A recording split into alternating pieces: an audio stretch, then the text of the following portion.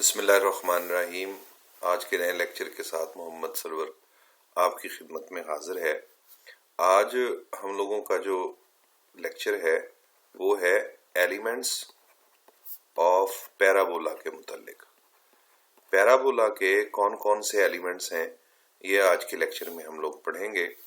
इसका जो first element है उसे कहा जाता है एक्सिस ऑफ पैराबोला।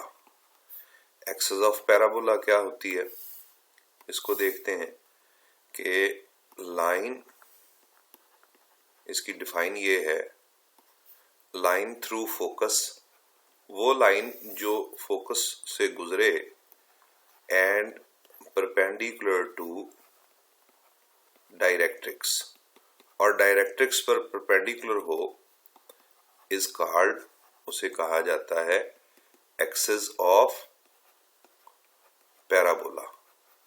अब इसकी तस्वीरें देखते हैं जी। अब ये चार किस्म के पैराबोलाज हैं। पहला पैराबोला जो है वो हमारे पास राइट साइड पे ओपन हो रहा है, और अगर देखा जाए तो ये जो एक्स एक्सिस वाली लाइन है, ये वाली लाइन इसके फोकस में से पास होके जा रही है, ये ऐसे गौर कीजिएगा, और इसके डायरेक्ट्रिक्स के ऊपर परपेंडिकुलर है। तो इसका मतलब है कि पहली टाइप का पैराबोला जो है वो एक्स एक्सिस है। एक्स एक्सिस की जो इक्वेशन है वो हम जानते हैं कि इसकी एक्स एक्सिस की इक्वेशन होती है y इज इक्वल टू 0। तो पहली टाइप के पैराबोला का जो एक्सिस है वो एक्स एक्सिस है और उसकी इक्वेशन आ गई y इज इक्वल टू 0। अब अगर दूसरी टाइप के पैराबोला को देखा जाए जो कि लेफ्ट साइड पे ओपन हो रहा होता है, इसका भी एक्स एक्सिस जो है, ये वाली लाइन, ये इसके फोकस में से पास हो रही है और इसके डायरेक्ट्रिक्स के ऊपर यहाँ पर ये 90 डिग्री पे है। तो इसका एक्सिस भी एक्स एक्सिस है और एक्स एक्सिस की इक्वेशन हम लोग जानते हैं कि वो क्या होती है, y इज इक्वल टू 0 होती है। अब अगर तीसरी टाइप के पैराबोला को देखा जाए तो ये पैराबोला अपवर्ड डायरेक्शन में ओपन हो रहा है और इसका जो y एक्सिस है, ये वाला, ये y एक्सिस इसके फोकस से पास हो रहा है और इसके डायरेक्ट्रिक्स के साथ 90 डिग्री पर वाक़या है, परपेंडिकुलर है इसके ऊपर। तो जो y एक्सिस है उसकी इक्वेशन होती है x इज इक्वल टू 0। इसका एक्सिस ये होगा।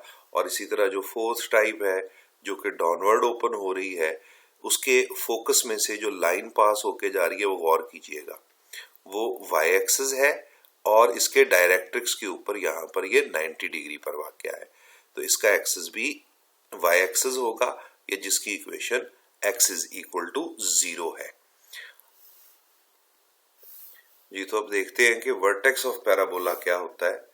वर्टेक्स ऑफ पैराबोला होता है कि पॉइंट, ये बुनियादी तौर पे पॉइंट है where parabola meets with axis of parabola। तो वो वाला पॉइंट जिसके ऊपर आके कोई भी पैराबोला अपने एक्सिस के साथ मीट कर जाए उसको वर्टेक्स ऑफ द पैराबोला कहते हैं। अब इसकी चारों टाइप्स को देखते हैं कि क्या क्या इसके वर्टेक्स होंगे जी। तो अब अगर देखा जाए तो ये ओरिजिन वो पॉइंट है जहां पर आके हमारे पास पैराबोला जो है वो अपने एक्सिस को मीट कर रहा है इस जगह पे, ये वाला। तो ये ओरिजिन पहले वाले पैराबोला का वर्टेक्स हो गया। अब दूसरा जो पैराबोला है उसका जो एक्स एक्सिस है वो एक्सिस है उसका, और वो उसके साथ मीट कहाँ पे कर रहा है, ओरिजिन पे आके। तो इसका वर्टेक्स भी ओरिजिन है। इसी तरह तीसरे पैराबोला का वर्टेक्स भी ओरिजिन है और चौथे पैराबोला का वर्टेक्स भी ओरिजिन आ गया। तो ये हमारा अगला एलिमेंट पूरा हो गया जी, वर्टेक्स ऑफ पैराबोला का। अगली डेफिनेशन की तरफ चलते हैं। कॉर्ड ऑफ पैराबोला के line segment joining two distinct points of parabola is called chord of parabola. Parabola के दो कोई मुख्तलिफ पॉइंट आ रहे हैं उन पॉइंट्स को जो लाइन सेगमेंट मिलाएगा, मिसाल के तौर पे ये हमारे पास पैराबोला पे पॉइंट ए पड़ा है और ये कोई पॉइंट बी पड़ा है।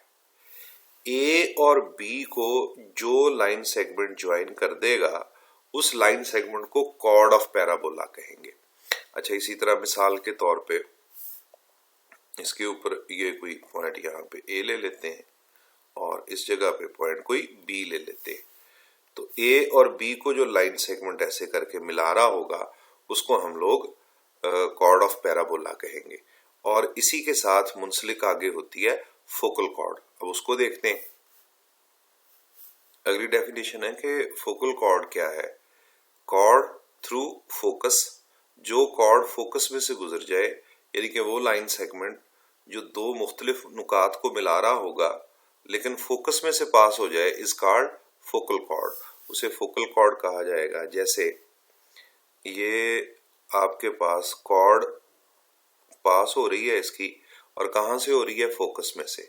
इसी तरह अगर आप इस तरह की कॉर्ड ले लें, ये आपके पास कॉर्ड पास हो रही है फोकस में से, तो इसे फोकल कॉर्ड कहा जाएगा। फॉर एग्जांपल आप ये वाली कॉर्ड देख लें। इसी तरह इस पैराबोला की ये वाली कॉर्ड आ गई। तो कोई भी कॉर्ड जो है जो फोकस में से पास हो जाए उसे फोकल कॉर्ड बोला जाता है। अब अगली डेफिनेशन है लेटस रेक्टम की।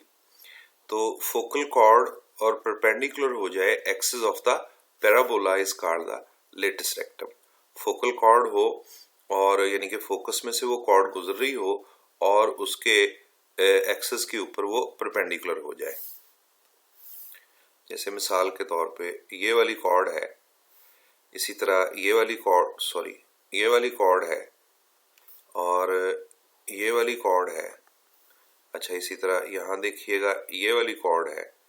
तो ये सारी कॉर्ड्स जो है ये फोकल कॉर्ड है और इसके एक्सिस के ऊपर परपेंडिकुलर है, तो इनको बोला जाएगा लेटस रेक्टम।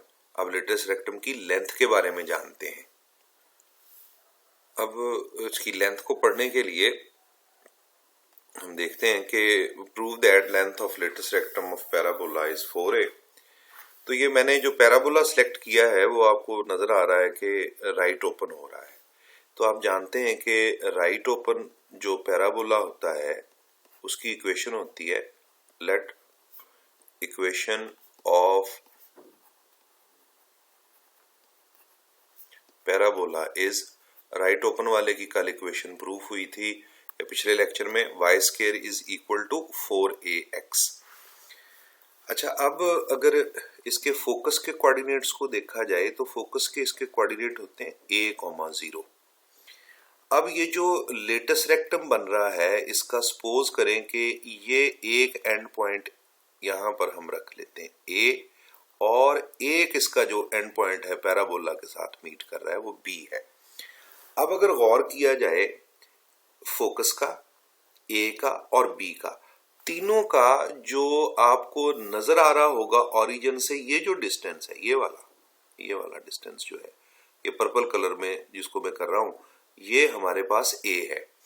यानी कि इन तीनों पॉइंट्स का जो एक्स एक्सिस पे डिस्टेंस है वो सेम है। इसका मतलब है कि इसके एक्स की वैल्यू जो है वो ए के इक्वल है। तो इस इक्वेशन में हम लोग क्या करते हैं कि put x is equal to a, which implies that y square is equal to 4a square, which implies that y is equal to, इसका जब स्क्वायर रूट आएगा तो ये आ जाएगा 2a और इसके साथ पॉजिटिव और नेगेटिव साइन आ जाएंगे। तो इसका मतलब ये हुआ कि जो a पॉइंट है लेटस रेक्टम का, जो एंड पॉइंट a है, इसके क्वाड्स हो गए a और नेगेटिव 2a। तो और ये जो ऊपर पॉइंट B है इसके कोऑर्डिनेट्स हो गए A और 2A।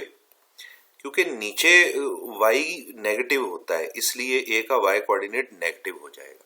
अब जो लेंथ ऑफ लेटस रेक्टम है वो हम लोग जानते हैं कि जो लेंथ ऑफ लेटस रेक्टम है वो इसके एंड पॉइंट A और B है। A और B का डिस्टेंस आ जाएगा। अगर A और B पे डिस्टेंस फार्मूला लगाएं तो वो आएगा a minus a complete square और फिर आएगा negative 2a minus 2a complete square और इसका आ जाएगा स्क्वायर रूट। अब ये ए और ए कट के 0 हो गए।